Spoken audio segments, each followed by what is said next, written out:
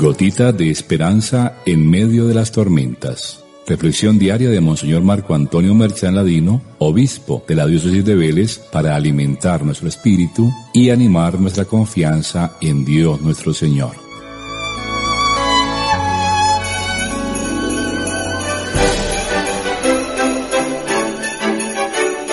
Muy buenos días para todos. Iniciamos una nueva semana, la segunda semana de Adviento. El episodio que nos presenta el Evangelio de San Lucas, fuente de nuestras gotas de esperanza hoy, es el del paralítico, llevado en una camilla por un grupo de compañeros. No deja de sorprendernos este episodio por la manera como suceden los hechos. Primero, la creatividad que tienen para hacer llegar al enfermo hasta los pies del Señor. Y segundo, el hecho de que Jesús no lo cure inmediatamente, sino que le diga algo que aparentemente no tiene nada que ver con la situación, como fueron las palabras relativas al perdón. Hombre, tus pecados quedan perdonados. Pero el mismo texto se encarga de hacernos superar el asombro, pues su actitud es una respuesta a la fe que ven los amigos del paralítico. Cuánto quisiéramos tener amigos así, llenos de fe, de confianza en la acción del Señor.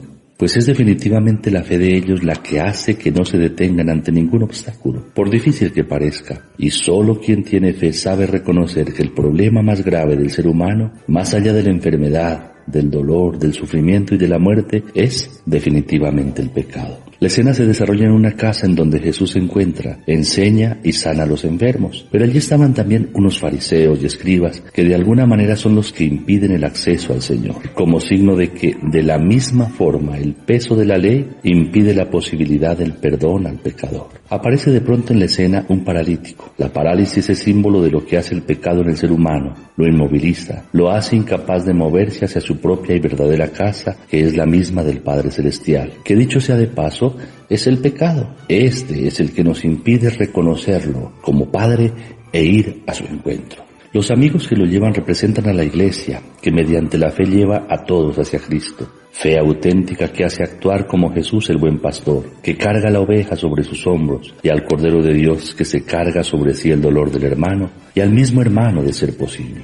Pero el acceso está impedido por un círculo cerrado de fariseos y escribas. Diríamos que es el Evangelio de la misericordia encerrado por la ley. Pero ellos se las ingenian. Si la barrera de la ley es insuperable y según ella ningún ser humano puede ser salvado, pues nada puede impedir que la gracia que viene de lo alto lo salve. Y esto es lo que hace. Desde lo alto, con la ayuda de la gracia, llegan hasta el Señor. Con el Señor Jesús ya no es el hombre al servicio de la ley, sino que el hombre pasa a ser el centro del corazón de Dios, la razón de ser de su venida y de su entrega en la cruz. Jesús ve la fe de ellos, no una fe cualquiera, ya dijimos, sino aquella que sabe superar todo obstáculo, y ante esa fe responde, tus pecados quedan perdonados. Si el pecado es el fracaso del hombre que por miedo se ha apartado y escondido de Dios, y que ha reemplazado a Dios por nuestro ego, con el que centrados en sí mismos luchamos desesperadamente por salvarnos, el perdón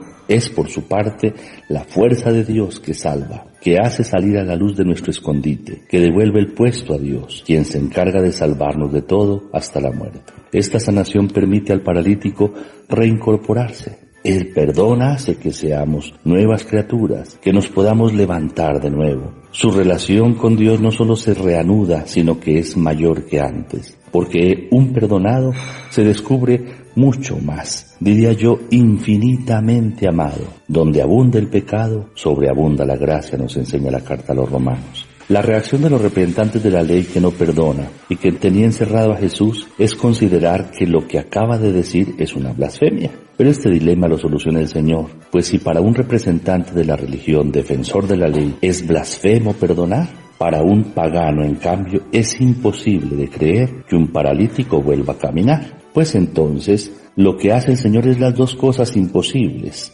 tanto para los paganos como para los representantes de la ley. ¿Qué es lo que hace Jesús? Sana el cuerpo y perdona el pecado. Realiza lo que es absurdo para el pagano y lo que es blasfemo para el fariseo y el escriba.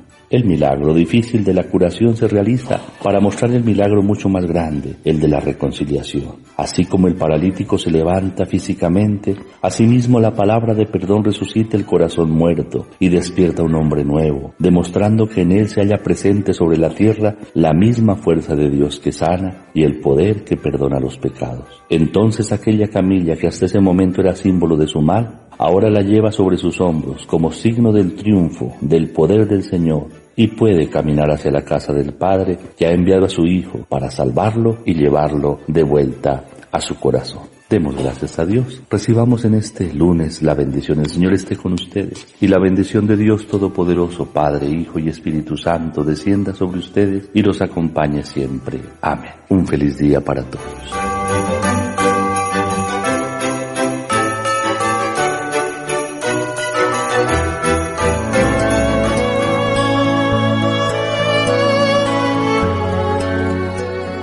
Gotita de esperanza en medio de las tormentas. Reflexión diaria de Monseñor Marco Antonio Merchán Ladino, obispo de la diócesis de Vélez, para alimentar nuestro espíritu y animar nuestra confianza en Dios nuestro Señor.